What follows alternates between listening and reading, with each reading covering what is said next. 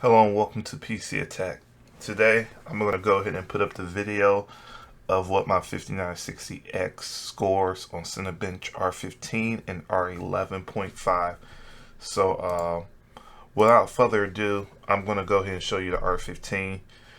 These are my overclock scores. I just did this for my stock speed score because when I got it, I did the score. I don't know what happened. It didn't record or take, so I had to pretty much put it right back at stock speed to retake the test. I'll do it again just for an FYI, just in case anybody want to see it go. So this is at stock speed.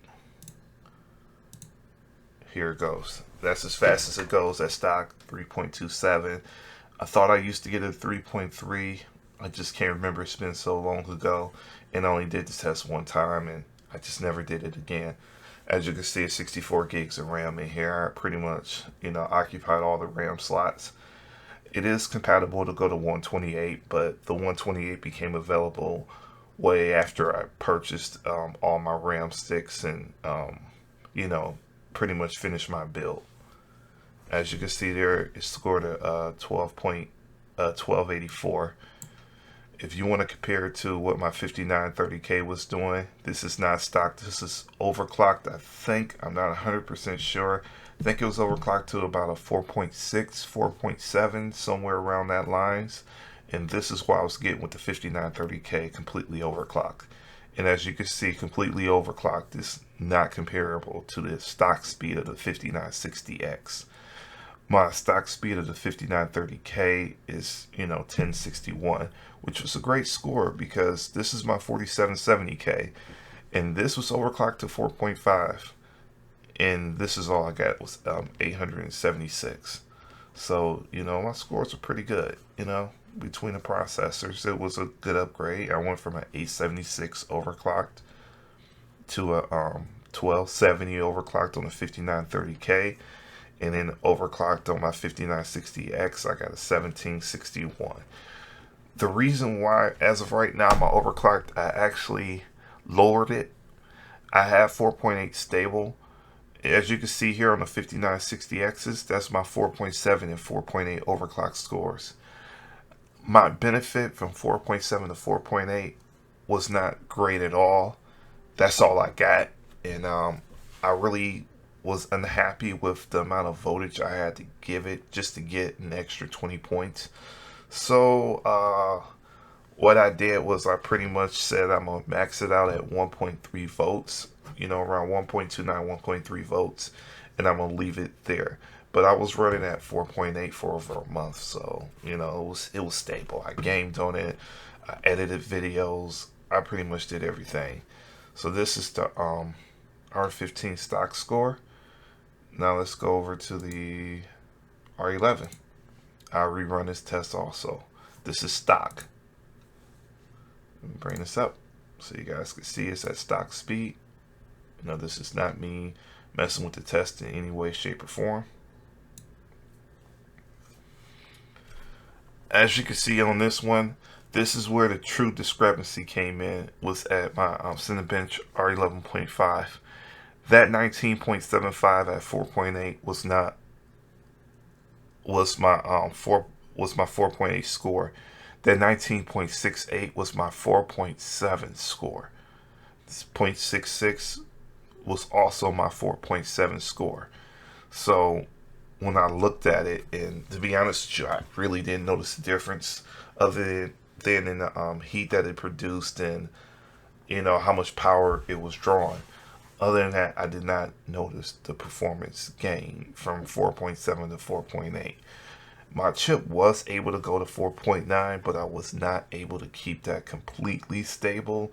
I got a crash every now and then, and my computer probably crashed around once a day. But I did have it at 4.9, but I dialed it back a little bit to 4.8, and I've been pretty much rocking 4.8 ever since. So right here, this is my stock speed on Cinebench R11.5. It's 14.03. Now here's my 4770K. Once again, this was overclocked to 4.5, and I got a 9.58, which is a pretty healthy score. And here's my 5930K. This is stocked which was at 11.58. Now this is the test that my stock 5960X did not, outperform my 5930K overclocked. And this is pretty weird. I think my 5930K was at a 4.5 or 4.6. I'm not 100% sure. I'm leaning towards I got a 4.6. I could even have a 4.7. I'm going to have to go through my notes and verify what it was, but it's going to be between a 4.6, 4.7 score. And this is pretty much what I got. But here it is for you guys to see at 4.8. This is the cinebench score I was getting. And I know that score wasn't 100% accurate. I should have been at a little bit over 20 points. I never got to the bottom of why I wasn't getting 20 points, but that's pretty much what I was overclocking for. I was just overclocking to get 20 points. That was it. It was no particular reason. Did I need that much power? No, I didn't. I just wanted 20 points. Nothing more, nothing less. I just wanted to see that at 20.00, just to make me happy. That was it. I am going to go back on the endeavor. I'm going to overclock it. I know I should be able to get get this up to 5 gigahertz. But I pretty much haven't been testing. I think I may have to take it to 1.35 or 1.37 volts to get a 5 gigahertz overclock. But as of right now, the overclock of my 5960X, I'm extremely happy with it. I never expected to get, an overclock score, as high as I got it. I was expecting somewhere around 4.2, 4.3 because of stock 3 gigahertz. For me to take it that far and go to a 4.8, that was higher than my 4770K and that was higher than my 5930K. I was like, wow, I'm extremely happy with it. Extremely. So guys, this has been the video. I'm going to re-overclock my CPU because as you see, I had to put it to stock speed to perform this test. And this is what I was getting. For anyone out there that wants to do an overclock, I will honestly say as long as you could get your CPU to about 4.5, some people 4.4, but I will honestly say around 4.5, you're good. If you get that 4.5 at about 1.27 volts, because I think that's what my 4.5 was. I think it was like 1.27, 1.26 volts. That's all you need. Would you notice the difference between a 4.5 and 4.8? When you're rendering videos, yes, but there's a slight difference. But for the power drain and the heat, is it worth it? Probably not. For some people who you render videos all the time, yes. But for gaming, no. No, it may not even give you one additional frame. It depends on the game and how CPU intensive it is. But other than that, you're not going to notice a real big difference between 4.5 and 4.8. So guys, if you have any more questions, want to see any more videos of me covering this, just leave a comment below. Message me if you want to message me if you feel more comfortable that way. And I'll see you guys in my next video. Just to explain, if y'all were looking at that, the reason why it's dying,